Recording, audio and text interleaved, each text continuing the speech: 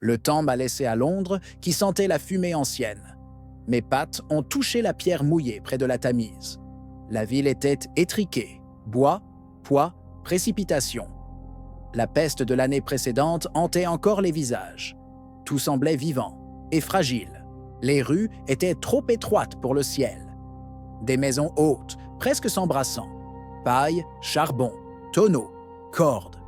Trop de gens dans trop peu d'espace. Londres était du combustible empilé. Ici, une petite erreur ne devient pas une frayeur. Elle devient un destin. Dans le silence de l'aube, chaque son avait du poids. Des pas, des chiens, un chariot distant. Mes oreilles captaient le craquement du bois desséché. L'air était sec, le vent éveillé. Quand le vent est éveillé, le feu écoute en premier. J'ai vu des guerres et des temples. Mais quelque chose change quand une ville entière devient une arme contre elle-même. L'ennemi n'avait pas de visage. Il avait des toits. Il avait des caves pleines de bois. Londres vivait comme si elle ne pouvait jamais brûler. Et ça coûte toujours cher. Le cœur humain s'habitue au presque. Presque dangereux, presque sûr.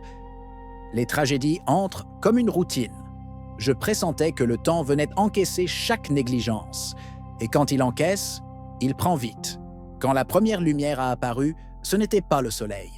C'était une lueur étrange, déjà menaçante. Cette nuit serait mémorisée non par ceux qui dormaient, mais par ceux qui fuyaient. Et j'ai senti la ville se réveiller trop tard. L'origine était petite. Une boulangerie à Pudding Lane, un feu domestique qui s'était échappé. La ville dormait, mais le bois ne dormait pas. Quand j'ai vu les premières flammes, je n'ai pas vu du spectacle. J'ai vu l'inévitabilité. Le vent a fait le reste. De toit en toit, comme si Londres avait été conçue pour transmettre le feu. Les braises traversaient l'air comme des insectes lumineux, rapides, affamés. N'importe quelle corniche devenait un chemin. Il y avait des techniques pour le contenir, abattre des maisons, créer des clairières. Mais cela demande une décision rapide et du courage politique. Pendant que certains débattaient, le feu ne débattait que continuité. Le maire, épuisé, criait « On ne peut pas !» Et il se retirait, vaincu. J'ai vu des fils de seau, de l'eau trop petite. J'ai vu des crochets tirant les planches, des tuiles au sol. Mais l'effort sans plan ne sauve pas les villes. Cette nuit-là demandait un plan, et le courage de trancher profond avant qu'il ne soit trop tard. Quand le feu a pénétré les rues denses, il a cessé d'être un incendie et est devenu un phénomène. La chaleur changeait l'air changeait les gens. Les cris ne s'entendaient pas. Les animaux couraient sans direction. La peur se propageait au rythme des flammes. J'ai senti quelque chose de rare, être petit. Non devant un roi, mais devant une force sans intention.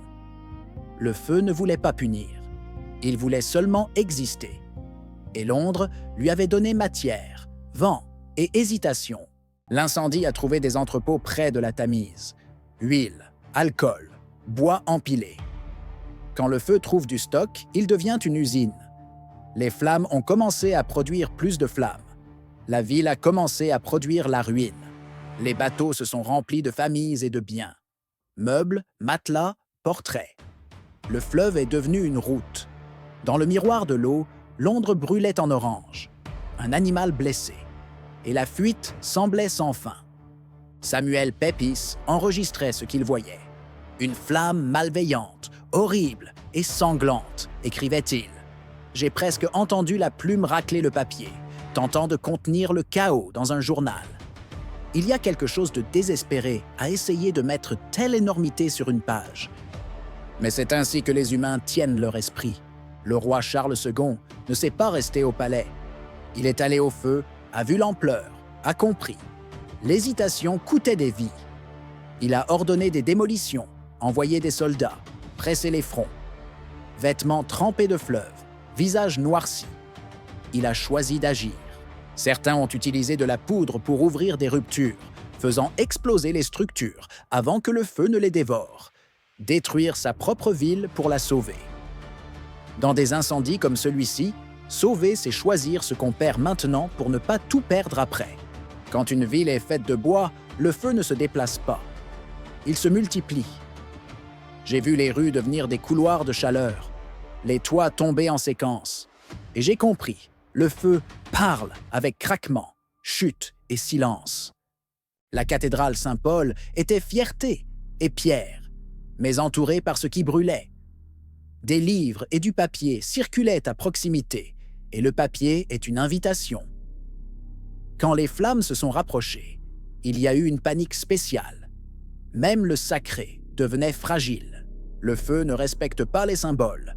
Les flammes sont entrées, ont monté, ont pris les poutres. La cathédrale est devenue une torche. Ceux qui regardaient voyaient non seulement un bâtiment brûlé, mais une ère dire adieu. Et les adieux comme ça n'ont pas de cérémonie. Le plomb du toit a fondu et a coulé comme une rivière brillante. Une lueur lourde, maladive, comme si la ville fondait sa propre mémoire. Pour un instant, c'était beau. Puis ce n'était que culpabilité. J'ai marché dans des ruelles où la chaleur poussait mon corps en arrière. L'air brûlait dans mes yeux. La cendre se posait sur ma fourrure comme une neige fausse. Un craquement profond. Une structure cédant. Ce n'était pas que du bois. C'était la certitude. Des gens couraient avec de l'argent, des reliques, n'importe quoi qui puisse devenir l'avenir. J'ai vu des mains brûlées tenant des choses inutiles. J'ai vu des mains vides tenant des enfants. Les priorités se révèlent à la limite. Quand le sol semble te rejeter, quand la nuit est tombée, Londres ne s'est pas assombrie. Elle a brûlé. Une lueur qui trahissait tout. Le feu est une sorte d'auteur. Il réécrit les cartes et efface les rues comme quelqu'un qui coupe des phrases. Les champs ouverts sont devenus un refuge improvisé. Des draps comme des tentes, des visages de cendres. Une foule regardant en arrière, essayant de reconnaître sa propre rue. L'humiliation brûlait lentement. La faim, plus vite. Quand une société entre en panique, elle cherche des coupables. Les étrangers sont devenus des cibles faciles dans les rumeurs. Le feu n'avait pas besoin de conspiration. Mais la peur, oui. Les explications simples sont du poison. Elles donnent direction à la rage. J'ai vu des gardes essayant de maintenir l'ordre, tandis que l'ordre fondait. Des familles débattant où dormir, quoi sauver. Les grandes tragédies deviennent du bruit. Épuisement, faim, honte, rage. Et le bruit aussi détruit. Malgré tout, j'ai vu de la solidarité. Un pain partagé. Une couverture offerte. Une place dans le bateau. Quand le monde s'effondre, certains deviennent des bêtes. D'autres deviennent des ponts. Et c'est ça qui décide comment une ville revient. Les cloches sonnaient comme l'adieu. Les enfants regardaient hors le feu, comme un spectacle interdit. L'horreur hypnotise. Le temps le sait.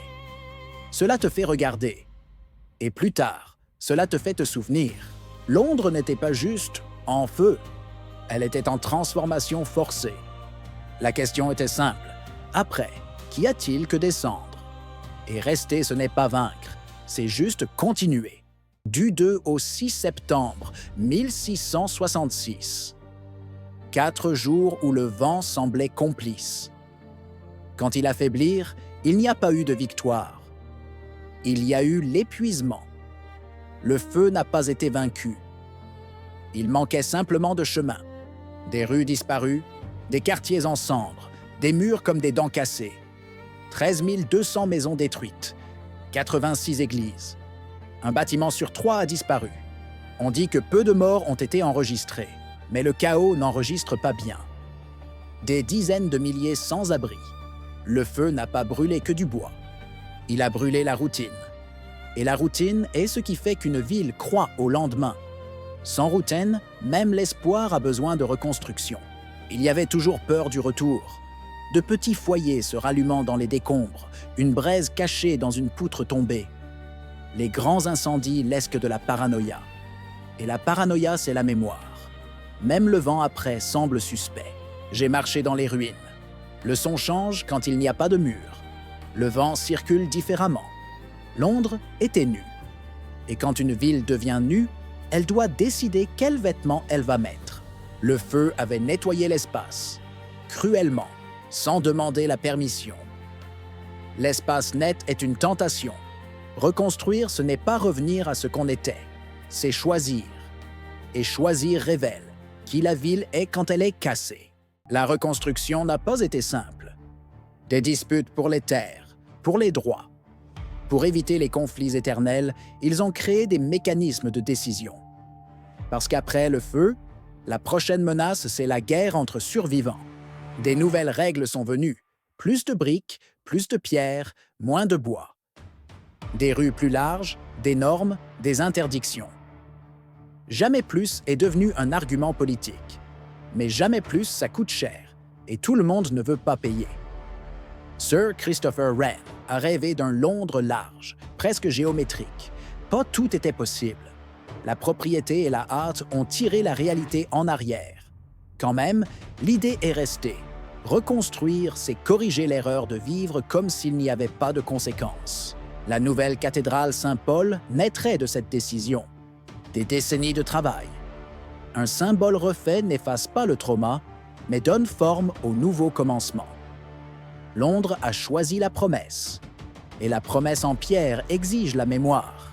La catastrophe est devenue une leçon institutionnelle. Des améliorations en prévention, organisation, réponse. Penser le risque avant que le risque devienne nouvelle semble froid. Mais c'est du soin. C'est la version adulte de l'espoir. J'ai vu des briques monter où il y avait de la cendre. J'ai senti la continuité. Pas celle de « comme c'était avant », mais le courage de « essayons mieux ». Reconstruire, c'est admettre l'échec et parier encore sur la ville. Il y a un mensonge sur les incendies qu'il purifie. Le feu ne purifie pas. Il encaisse. Il révèle ce qui était fragile, accumulé. Il montre le prix de la négligence avec une clarté brutale. Et puis il demande « Pourquoi avons-nous attendu si longtemps ?» Mais il y a une vérité. Après la destruction totale, le changement devient possible. L'impensable devient nécessaire. Le feu ouvre des chemins comme quelqu'un qui arrache une porte. Ce n'est pas une belle renaissance, c'est une renaissance forcée. J'ai vu des gens pleurer leur maison et peu après parler de reconstruction. Le deuil et le plan coexistent. C'est ainsi que les humains survivent, en souffrant et en projetant. Il y a de la beauté là-dedans, amère mais réelle. Le danger d'aimer trop la routine, c'est oublier que les villes sont des systèmes, pas des garanties. Trop de bois, des rues trop étroites, des entrepôts trop pleins. Trop est invisible, jusqu'à ce qu'il devienne feu. Et encore, le temps a de l'ironie. Le feu a détruit et offert un nouveau commencement. Pas comme cadeau, comme conséquence. La ville perd sa peau et en invente une autre. Ce qui change, ce n'est pas le feu. C'est ce que les vivants apprennent. Les tragédies ne créent pas du sens par elles-mêmes. Le sens vient après, avec les choix. Le feu ouvre l'espace. Ceux qui décident ce qui naît là sont les vivants. Et cette responsabilité brûle plus que n'importe quelle flamme. Si tu veux continuer à voyager avec moi à travers des moments où le monde a brûlé et à trouver un moyen de se reconstruire, laisse un like, abonne-toi et active les notifications. Le temps garde des histoires anciennes qui continuent de répéter leurs signaux. Je serai là pour les observer avec toi, jusqu'au prochain saut.